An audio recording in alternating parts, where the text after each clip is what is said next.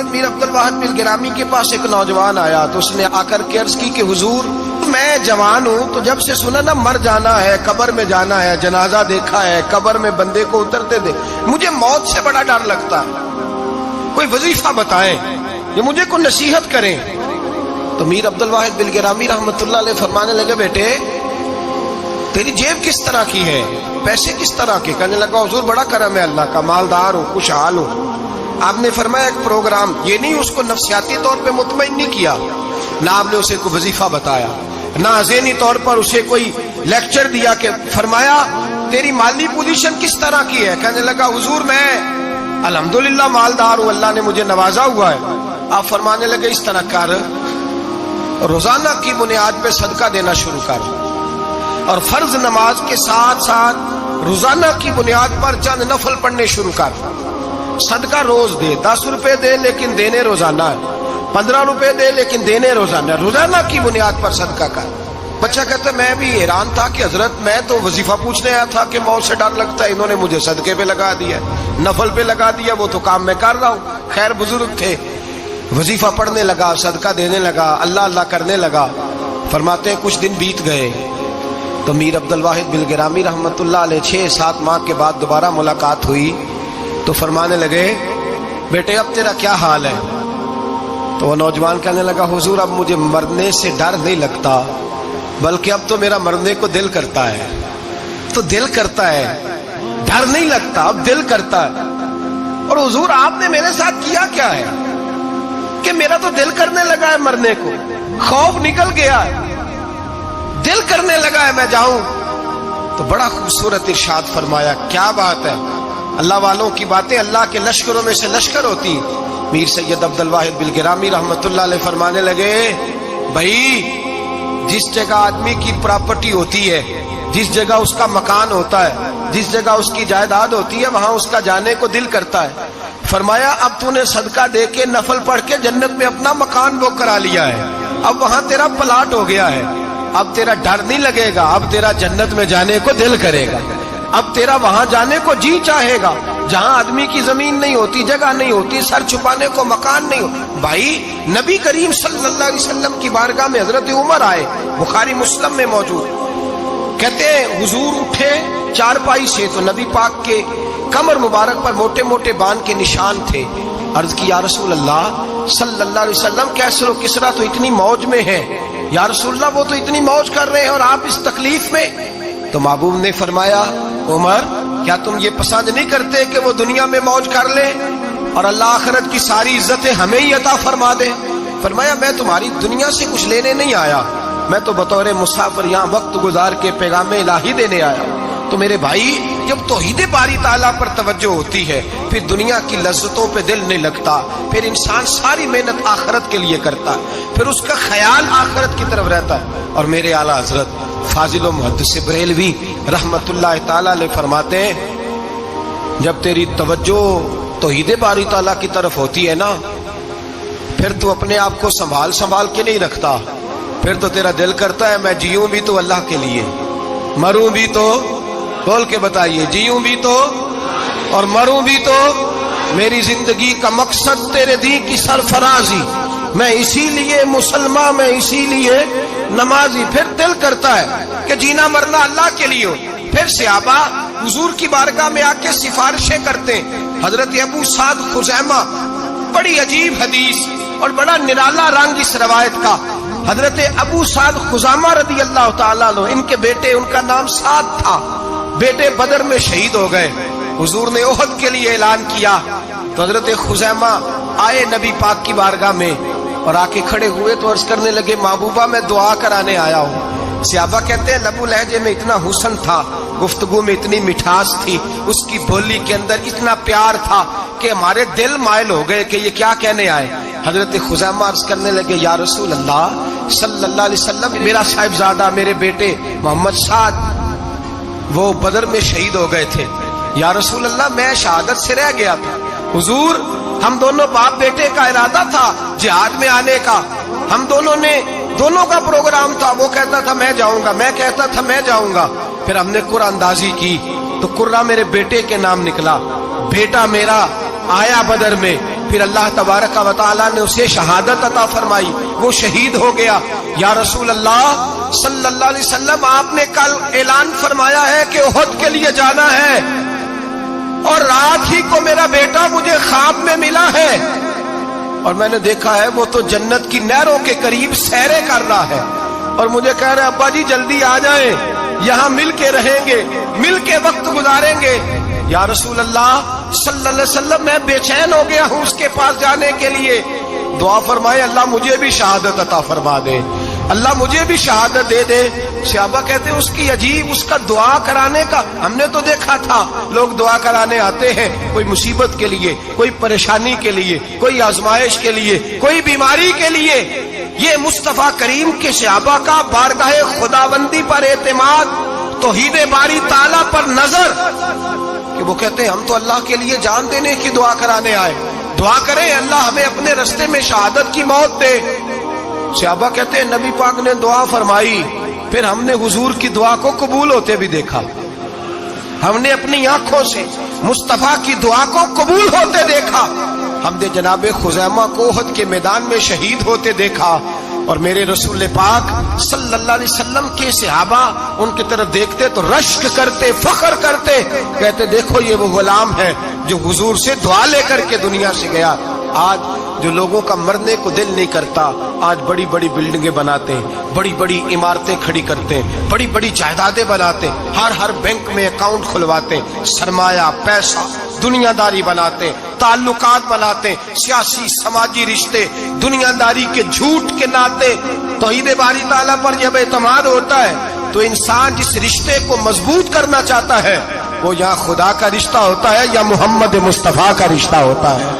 बाकी तो फिर उसकी तवज्जो हट जाती, बाकी तो हट जाती है तवज्जो, फिर वो ये देखता है कि खुदा रसूल के साथ रिश्ता किस तरह मजबूत हो सकता है। मेरे भाई, तौहीद बारी ताला अल्लाह के रास्ते में मरने का जज्बा देती है, राह इलाही में निकलने का शौक पैदा करती है। अल्लाह तबारक व तआला की तौहीद जब तू कामिल तौर पर मानता है फिर तेरा आगे बढ़ने को दिल करता है। हजरत सैयदना अनस बिन मालिक रज़ी अल्लाह तआला अन्हु फरमाते हैं, अत-तरगीब व तरहीब में हदीस मुबारक मौजूद है, फरमाते हैं उहद के मैदान में या उसके अलावा कोई ऐसा मौका था कि एक सहाबी हुजूर की बारगाह में आए, अर्ज करने लगे या रसूल अल्लाह सल्लल्लाहु अलैहि वसल्लम, एक तो मैं गरीब हूँ, दूसरा मेरी शक्ल सूरत खूबसूरत नहीं, तीसरा मेरे वजूद से बदबू निकलती है, कोई मेरे करीब नहीं बैठता, अगर मैं अल्लाह के रास्ते में जिहाद करूं, अपनी राह खुदा में जान दे दूं, तो बताइए मेरा रब मुझे क्या अता करेगा। तो नबी पाक ने फरमाया अगर तू शहीद हो गया तो सारे दरवाजे खुल जाएंगे जन्नत के, सीधा जन्नत में जाएगा। यकीन कामिल देखिए, उहद के मैदान में तलवार पकड़ी, जिहाद किया, शहीद हो गए। सहाबा कहते हैं नबी पाक उसके सराहने आके खड़े हुए और क्या खूबसूरत जुमले इरशाद फरमाए, फरमाया अल्लाह तबारक व तआला ने इसकी बदसूरती को खूबसूरती में बदल दिया है, अल्लाह ने इसके वजूद से आने वाली बदबू को खुशबू से बदल दिया। और नबी पाक अलैहिस्सलाम फरमाने लगे जन्नत की हूर दरवाजा खोल के इसे कह रही है आजा जल्दी जल्दी, अल्लाह ने तेरा निकाह मेरे साथ फरमा दिया है, जल्दी आजा, मैं तेरे इस्तकबाल को खड़ी। मेरे अजीज, कुछ लोग ऐसे हैं जिनसे अज़ाब कब्र होगा ही नहीं। मेरे रसूल करीम सल्लल्लाहु तआला अलैहि वसल्लम ने इरशाद फरमाया कि जो अल्लाह के रास्ते में शहीद हो गया, ये सुनन निसाई में मौजूद है, उसे अज़ाब कब्र नहीं होगा, बल्कि एक हदीस में तो फरमाया हिसाब किताब ही नहीं होगा, अल्लाह बगैर सवाल जवाब के जन्नत अता फरमा दे।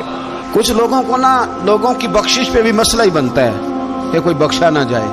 और एक साहब कह रहे थे जी ये क्या मामला है कि जुमे को बंदा मर गया या फलाना हो गया तो उससे हिसाब किताब नहीं होगा, इतने इतने बड़े जुर्म लोगों ने, कितने इतने पाप, और जुमे को मर गया तो बख्शा जाएगा। तो मैंने कहा जुर्मों का भी उसे हिसाब अल्लाह ले लेगा, लेकिन मियाँ हिसाब किताब की ड्यूटी ना अल्लाह की है, तो बेहतर यह है कि उसी के हाथ में रहे, तू तो ना अपने हाथ में लेने की कोशिश कर। सुने सुनने तिरमिजी की हदीस, हमें पता नहीं क्या मुसीबत है, हमें पता नहीं क्या मसला है। एक जनाजे से मैं निकला, आप यकीन करें कभी कभी कलेजा फट जाता है।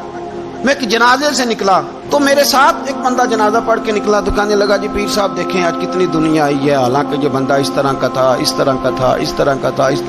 मैंने उसे कहा, मैंने कहा यार तुझे तो फिक्र ही लग गई है कहीं जन्नत में चला ही ना जाए, تو اس طرح کرنا جنت کے دروازے کے سامنے کھڑے ہو جانا ڈنڈا لے کے کہ میں نے نہیں جانے دینا. شرم آنی چاہیے ہمیں. اللہ فرماتے ہیں جنت اتنی چوڑی ہے جتنے زمین و آسمان، اس کی چوڑائی زمین اور آسمان کے برابر ہے. تو ہم تو اپنے علاوہ کسی کو جانے نہیں دینا چاہتے جنت میں. اور بس کریں، جنت خدا کا فضل ہے. اور اللہ فرماتے ہیں میرا فضل میں جسے چاہتا ہوں عطا کرتا ہوں. یہ سنن ترمذی کی حدیث، اور اس کے راوی حضرت عبداللہ ابن عمر رضی اللہ تعالیٰ عنہ. نبی پاک علیہ السلام نے فرمایا جو مسلمان جمعے کے دن یا جمعے کی رات کو فوت ہو اس کو اللہ تعالیٰ قبر کی آزمائش سے محفوظ رکھتا ہے. جو جمعے کی رات فوت ہو جائے یا جمعے والے، یعنی جمعے رات اور جمعے کی درمیانی رات چلا جائے یا جمعے والے، تو اللہ اسے عذاب قبر سے.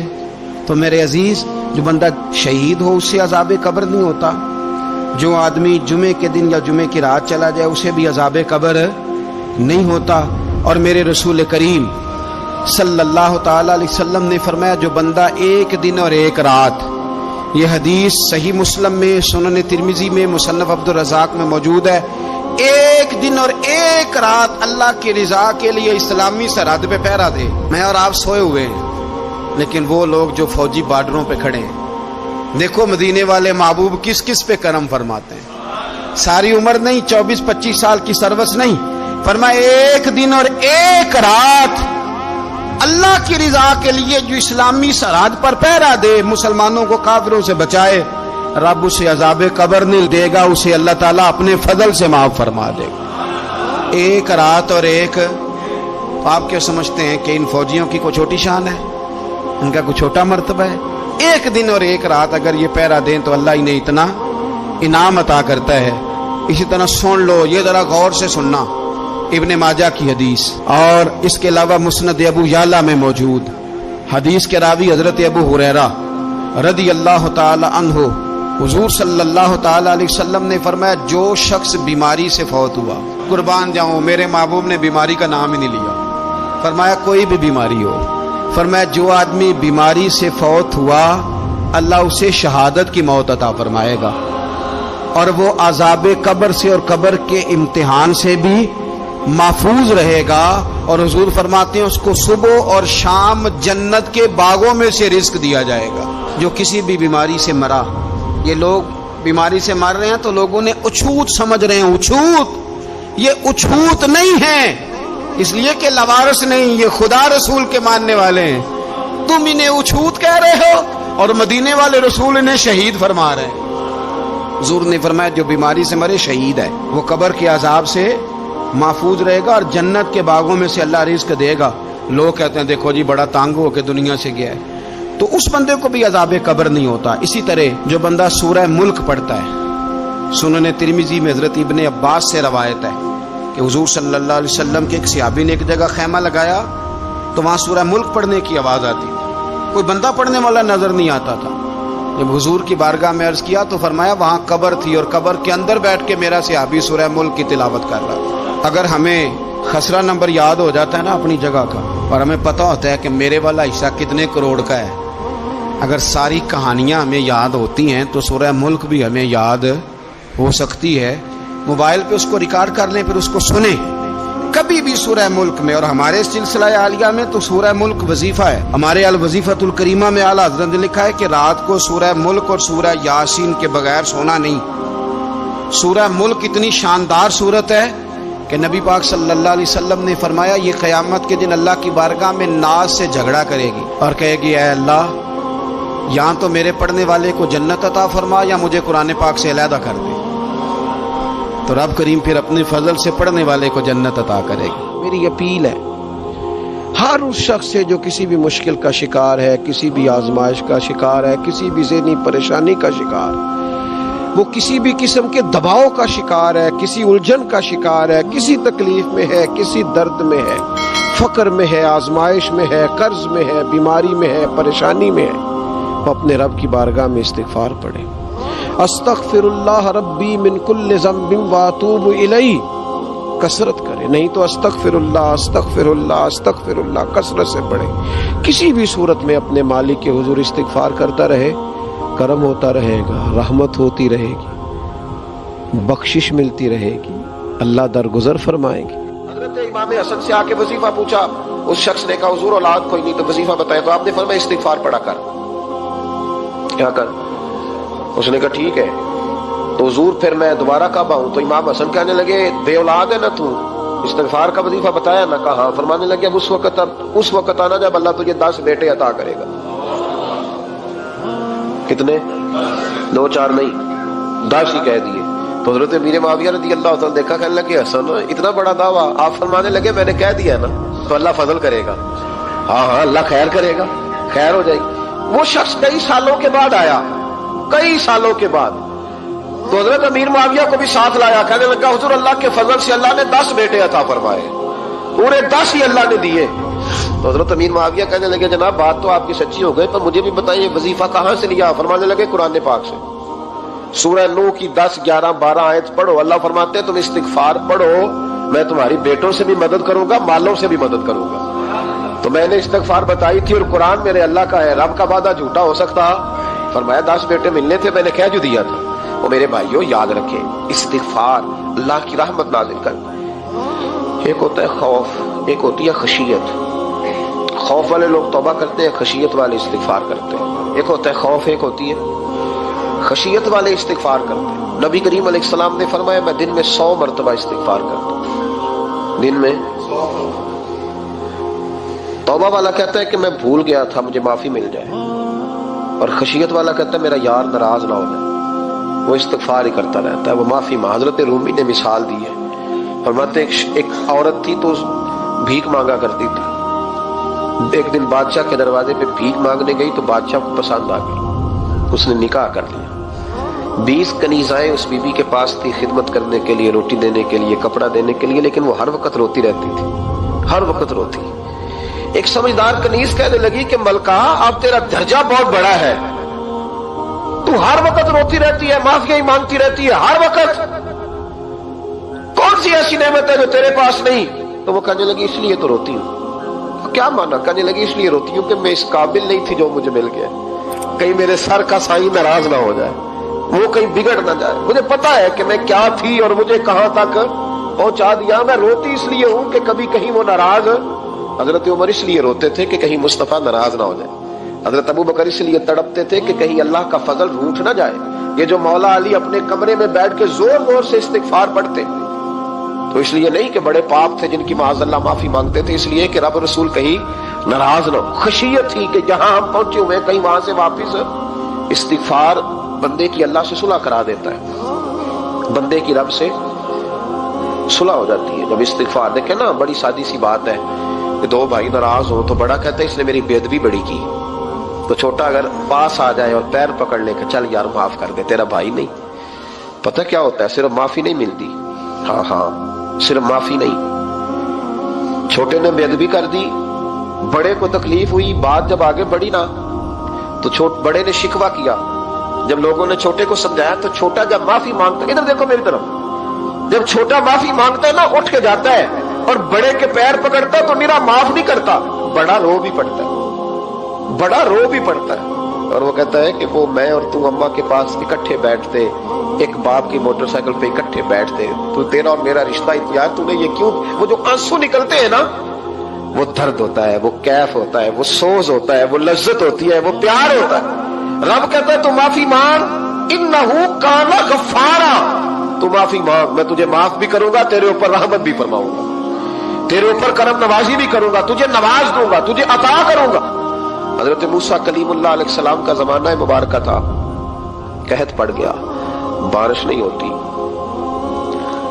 ہم لوگ نا اب تو خیر ہمارے پاکستان میں تو ٹیبل ٹاک ہوتی ہے، ٹاک شو ہوتے ہیں، ہمارے ہاں تو پتہ کیا جاتا ہے کہ بارش ہو کیوں نہیں رہی، اور اس پہ یہ ہوتا ہے کہ دھواں بڑا چڑھ گیا ہے، حالات بڑے خراب ہیں، فلاں ایسے ہو گیا قحط کا۔ ہم تو اسباب تلاش کرتے رہتے ہیں نا جی، فوق بہت زیادہ ہے، فلاں چیز ایسے ہے، فلاں چیز ایسے، ہم تو یہ تلاش کرتے رہتے ہیں۔ وہ لوگ یوں نہیں کرتے تھے، وہ سیدھے جا کے مسلوں پہ بیٹھتے تھے، اس لیے کہ وہ کہتے تھے جب رب چاہتا ہے تو پھر کوئی چیز کسی چیز کو روک سکتی، وہ سیدھے مسلے پہ بیٹھتے۔ اعلیٰ حضرت فاضل بریلوی رحمۃ اللہ علیہ کے پاس ایک مولانا محمد حسین آئے، وہ فلکیات کے بڑے ماہر تھے، تو اعلیٰ حضرت نے فرمایا ذرا ستاروں کا حساب لگا کے دکھاؤ بارش کب ہوگی؟ کہنے لگا پورا مہینہ تو نہیں ہوگی۔ تو اعلیٰ حضرت رحمۃ اللہ علیہ فرمانے لگے کہو کہ میرا علم کہتا ہے مہینہ نہیں ہوگی، اللہ چاہے تو ابھی ہو سکتی ہے۔ کہنے لگا جی وہ تو ٹھیک ہے پر میرا علم، وہ جیسے روز لوگوں نے پیر نیٹ ٹو شہنشاہ صاحب نہیں کھولے ہوتے کہ بارش کب آئے گی، اور اس کی طرف نہ دیکھ، مصلے پہ بیٹھ، مہربانی کر مصلے پہ بیٹھ، اللہ کی بارگاہ میں حاضر ہو، اس سے معافی مانگ، اسے منا تاکہ وہ رحمت کی بارش۔ کہنے لگا جی میرا علم کہتا ہے، تو اعلیٰ حضرت فرمانے لگے پھر وہی بات، تو کہہ اللہ چاہے تو بارش ابھی، لیکن یہ جو اڑ گئے ہیں نا بیچارے، یہ اڑ ہی گئے ہیں، یہ جہاں الجھ گئے ہیں وہاں یہ لوگ الجھ گئے، اللہ ہمیں الجھنے سے محفوظ فرمائے۔ تو اعلیٰ حضرت اٹھے تو فرمایا ٹائم کیا ہوا ہے گھڑی پہ؟ کہنے لگا جی 12۔ تو اعلیٰ حضرت نے گھڑی گھمائی، اب کیا بج گیا؟ کہنے لگا 4 بج گئے۔ فرمانے لگے بج گئے نا 4؟ کہنے لگا جی آپ نے گھڑی گھما جو دی ہے۔ فرمانے لگے اللہ بھی جب چاہے تو ستارے گھما دیتا ہے، اللہ بھی ستارے گھما دیتا ہے بارش۔ کہنے لگا جی وہ تو ٹھیک ہے پر مہینہ نہیں ہو سکتی، اڑا ہوا بندہ اس کا کوئی علاج ہے جو اڑ جو جائے، اس کے لیے قرآن کہتا ہے وَإِذَا خَاطَبَهُمُ الْجَاهِلُونَ قَالُوا سَلَامًا، اسے سلوٹ کرو دور سے، اسے کو تو جان اور تیرا۔ کہنے لگا جی ہو نہیں سکتی پورا مہینہ۔ فرمانے لگے یار تو جا اپنا کام کر۔ وہ شخص کہتا ہے میں نے دروازہ کھولا اعلیٰ حضرت کا، کمرے سے باہر نکلا تو تیز بارش ہو رہی، واپس آیا تو میں نے کہا احمد رضا یہ عقیدہ کہاں سے لیا ہے؟ فرمایا دروازہ مصطفیٰ سے لیا ہے صلی اللہ علیہ وسلم۔ تو یاد رکھیں کہ اللہ کو منانا چاہیے، استغفار کرنا چاہیے۔ پھر غور کر لیں اس بات پر کہ وہ کتنا عظمت اور رفت والا شخص ہے جس کی اللہ کی نظر میں عزت ہے، جو اللہ کے ہاں قابل اکرام ہے، مالک کے ہاں۔ عزت، تعظیم اور توقیر یہ مسلمان کا خوبصورت عمل ہے، ان سے ایک اچھا اور خوبصورت معاشرہ جنم لیتا ہے۔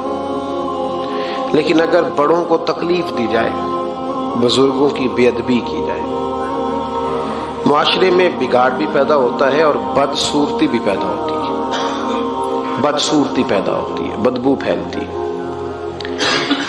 اس سے معاشرے کا حسن مان پڑتا ہے۔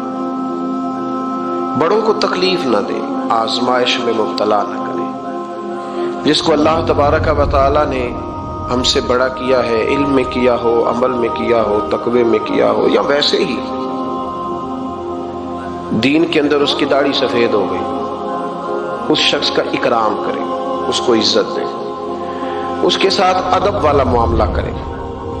یہ چیز سنوارتی ہے مسلمانوں کو۔ آج کل بے ادبی عام ہو گئی ہے، معاشرے میں زیادہ پاورفل وہ لوگ ہیں جن کی زبانیں زیادہ لمبی ہیں، جو عزتیں زیادہ اتارتے ہیں، لوگ ان سے زیادہ ڈرتے ہیں۔ اپنے آپ کو ان لوگوں نے بڑا پاورفل سمجھنا شروع کر لیا، بلکہ بدتمیزوں کی ایک اچھی ٹیم تیار کر لی جائے تو انسان بہت بڑا اونچا عہدہ بھی حاصل کر سکتا ہے، معاذ اللہ تعالی۔ یہ رواج اچھا نہیں، یہ انداز درست نہیں ہے، یہ طریقہ کار، یہ خوبصورت لوگوں کا طریقہ نہیں، یہ حسین معاشروں کا یہ انداز نہیں ہے۔ یعنی قومی سطح کے لوگ، قومی سطح کے لوگ جو دنیا کے اندر کسی ملک کی نمائندگی کریں، وہی اگر ایک پریس کانفرنس اور گھنٹے کے بعد دوسری پریس کانفرنس، فلانے نے کیا وار تو دوسرے نے دیا جواب، تو یہ انداز مہذب قوموں کا نہیں ہوتا، اس سے امیج خراب ہوتا ہے۔ یہی انداز اب ہمارے گھروں میں چلتا ہے، کسی کی ایک بات پر جب تک سامنے والا 11 باتیں نہیں کرتا اتنی دیر تک اس کی روح کو، اس کے دل کو تسلی نہیں ہوتی۔ یہ چیزیں عروج پکڑتی جا رہی ہیں، بزرگ تکلیف میں ہیں، بڑے درد میں ہیں۔ میں نے پہلے بھی ایک دفعہ عرض کیا تھا، ایک بزرگ مجھ سے کہنے لگے کہ آپ دعا کریں میرے بیٹوں کو اللہ نرمی عطا کر دے، وہ بولتے نہیں ٹھیک، ان کا لب و لہجہ صحیح نہیں ہے۔ تو میں نے ان سے کہا کہ بزرگوں جہاں تک میں جانتا ہوں کوئی ایسی بات ہے تو نہیں۔ تو وہ کہنے لگے کہ جس طرح آپ سمجھتے ہیں نا، ہمارے رشتہ دار بھی اور اہل علاقہ سارے یہی سمجھتے ہیں، پر میں تکلیف میں ہوں، میری بیوی تکلیف میں۔ میں نے کہا کہ پھر آپ یہ اتنی زیادہ پردہ پوشی کس بات کی؟ تو وہ کہنے لگے کہ ڈرتا ہوں، اگر لوگوں کے سامنے ہم بات کرتے ہیں تو لوگ کہتے ہیں کہ تم نے تربیت نہیں صحیح کی،